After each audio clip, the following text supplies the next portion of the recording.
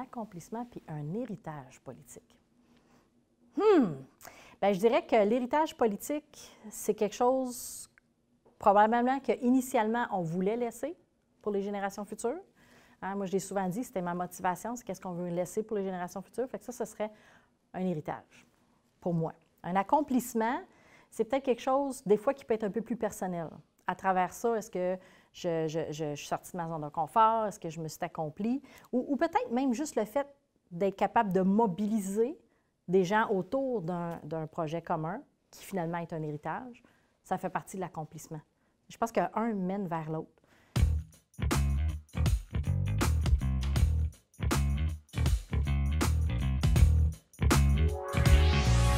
La vision de la ville, quand je me suis assise comme conseillère, c'était divisé. C'était divisé à cause de la fusion, entre autres. C'était des façons de faire plus traditionnelles, beaucoup plus traditionnelles. Et puis, c'était une ville vieillissante. Puis quand je me suis présentée à la mairie, je vais me permettre une étape de plus, là. Quand je me suis présentée à la mairie, c'était non seulement une ville vieillissante, mais c'était une ville qui traversait une crise économique. Puis quand je regarde aujourd'hui, si je me fie aux commentaires qu'on reçoit, on se fait dire hey, « c'est beau Magog, c'est dynamique, ça bouge, il y a toujours de quoi faire. » Il y a quelque chose il y a eu un changement assez important dans notre façon de faire aussi à l'Hôtel de Ville, dans notre façon de consulter, mais ça se sent, ça se voit.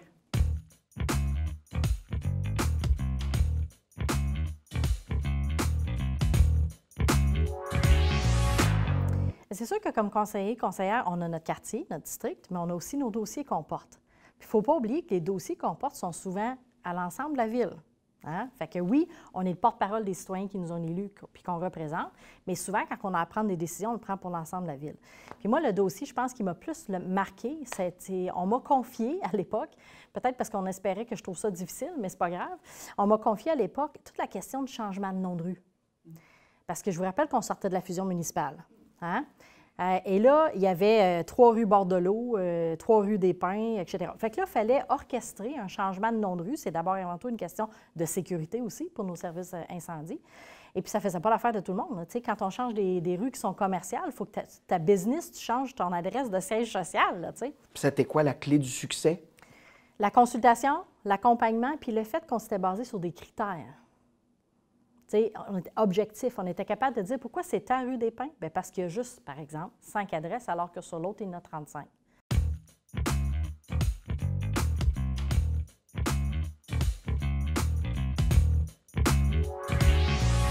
Qu'est-ce qui a changé le plus la qualité de vie citoyenne? Bien, d'abord, d'être capable d'avoir un emploi, parce que c'était vraiment une crise économique majeure à l'époque. On avait perdu entre 4 et 5 000, les chiffres ne sont pas super précis, emplois dans le parc industriel, d'être capable d'avoir un emploi. D'être capable aussi d'étudier à Sherbrooke sans être obligé de déménager à Sherbrooke. J'ai rien contre ma ville voisine, là, mais on a mis en place un service de transport pour les étudiants qui n'est pas anodin. Là, ça peut servir beaucoup. Sinon, tout ce qu'on a fait, les investissements, j'ai parlé un petit peu du milieu culturel, on a beaucoup investi. Il y a eu la bibliothèque, l'espace culturel, la Maison Mary. Au niveau culturel, on a beaucoup investi. Le musée d'art naïf, quel bon coup. Je veux dire, c'était d'un garde-robe au Club Azur dans le fin fond là, de l'ancien canton de Magog, cette affaire-là. Là. Puis là, c'est au centre-ville avec une galerie d'art pour un pas trop gros budget. Dans le fond, on a récupéré un bâtiment qui existait. Là. Alors, au niveau culturel, on a beaucoup investi. Au niveau sportif, on a beaucoup investi. Pensez au plateau sportif de la Ruche, pistes d'athlétisme, etc. On a beaucoup investi pour nos jeunes, les parcs, les jeux d'eau, etc. Il reste, pour moi, là, le skatepark pour nos ados.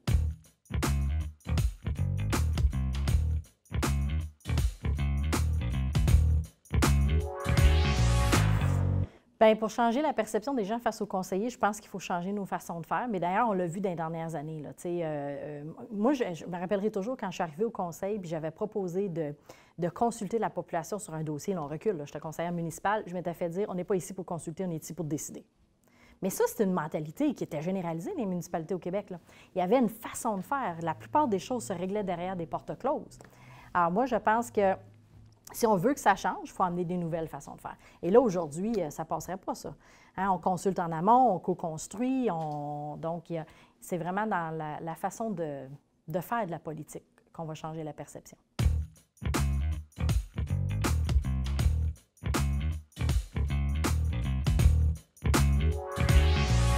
effectivement, toutes les décisions qui ont été prises de concert avec les citoyens ont beaucoup plus de force. Pour moi, c'est clair. Évidemment, si c'est un dossier qui a été divisé, ça le fragilise, c'est sûr. Mais si on peut dire, regarde, c'est cohérent avec, par exemple, le plan directeur des parcs ou la politique familiale, la politique municipalité des aînés, la planification stratégique, bien, ça a tout été fait avec les citoyens. Fait que ça vient ancrer dans le milieu. Et comme je vous dis, après un certain temps, il faut refaire des exercices. Comme là, on est en processus de finir la nouvelle politique culturelle. Il faut les refaire, ces exercices-là, parce que tout évolue. Mais il n'y a jamais on retourne en arrière ou de renier ce qui a été fait dans le passé.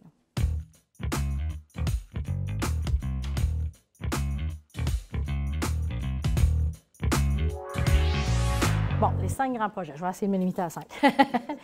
Magog Technopole. Clairement, pour moi, ça, c'était pas gagné d'avance. Puis je vous rappellerai qu'après un premier mandat, on me l'a remis sur le nez parce qu'il n'y avait pas encore les résultats escomptés. Alors, Magog Technopole, pour moi, c'est un grand chantier qui continue puis qui est porteur pour l'avenir. Le centre-ville, évidemment, on en a beaucoup parlé. Je pense que la Maison Mary aussi. C'est peut-être un plus petit projet en termes d'investissement financier, mais c'est impensable qu'une municipalité qui se définit comme touristique ait aucun lieu pour raconter son histoire. Ça ne faisait aucun sens. Et puis, ça a quand même mobilisé beaucoup de gens du milieu, la maison, parce que je vous rappelle, quand on l'a acheté, on ne savait pas ce qu'on ferait avec. Fait que de là à aujourd'hui, on a réussi à faire quelque chose d'assez extraordinaire. Je vous parlerai aussi de la réorganisation du service de sécurité incendie. C'est sûr que c'est difficile de dire aux gens, bien écoutez, ça va nous coûter 1,3 million récurrent pour le reste de nos jours, mais vous allez être en meilleure sécurité. Vous allez avoir un meilleur temps de réponse. Et on le voit aujourd'hui, parce que juste avant qu'on prenne la décision, là, on a eu des incendies où j'avais des pompiers déjà partis sur un premier répondant, puis j'en avais juste 2 pour répondre à un incendie. Ça ne fait aucun sens dans une ville comme Magog. Hey, j'oserais vous parler d'un chantier qui n'est pas tout à fait municipal, la Dominion Textile. Ça fait 7-8 ans qu'on travaille sur ce chantier-là, qu'on veut une nouvelle vocation, qu'on veut préserver une partie du cadre bâti, qu'on veut redonner la rivière aux citoyens. Puis il y a un an, je disais à mon équipe à l'interne, d'après moi, je vais finir mon mandat, puis il n'y aura rien de commencé parce que c'était complexe, compliqué, on n'est pas propriétaire des lieux. Puis finalement, ça bouge. Ça bouge, puis je pense qu'on va avoir des belles annonces à faire aussi sur les futures vocations.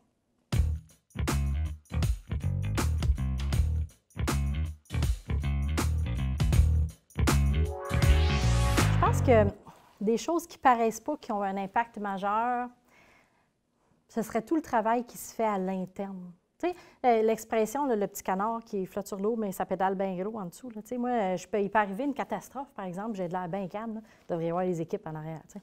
Alors, c'est ça, on a standardisé vraiment nos façons de prendre les décisions. Puis ça paraît pas, mais ça a été un travail colossal. Parce qu'on s'est rendu compte qu'il y a un cheminement pour chaque dossier.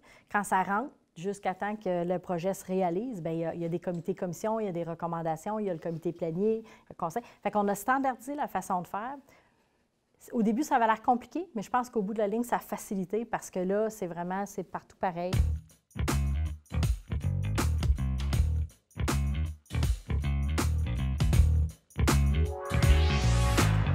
Je pense qu'on peut mesurer certains changements que j'ai faits qui sont visibles, sont faciles à mesurer, puis d'autres, ça va être le temps.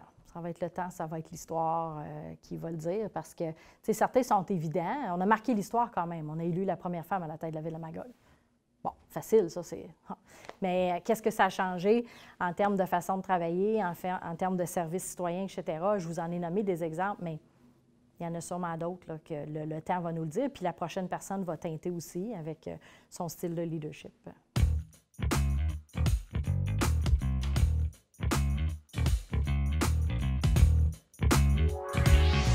Probablement qu'au moment où je vais quitter, probablement qu'on va venir juste d'adopter le nouveau plan d'urbanisme, il va rester tous les règlements généraux puis la mise en œuvre de ça, qui va être un dossier chaud. Il va y avoir aussi l'usine d'épuration du secteur Aumerville. Hein. On va être dans plans et devis. Alors, on est beaucoup moins avancé que je le voudrais. La Dominion Textile, ça va être amorcé. Fait qu'il va rester des gros dossiers qui peuvent avoir des difficultés au niveau de l'acceptabilité sociale. Je ne serai pas celle qui va dire à la personne qui va prendre ma relève quoi faire ni comment le faire, mais je pourrais au moins transmettre l'historique du dossier. Je pense que des fois, ce qui nous manque, en tout cas, moi, ce qui m'a manqué, parce que j'ai eu 0 information, c'est l'historique du dossier.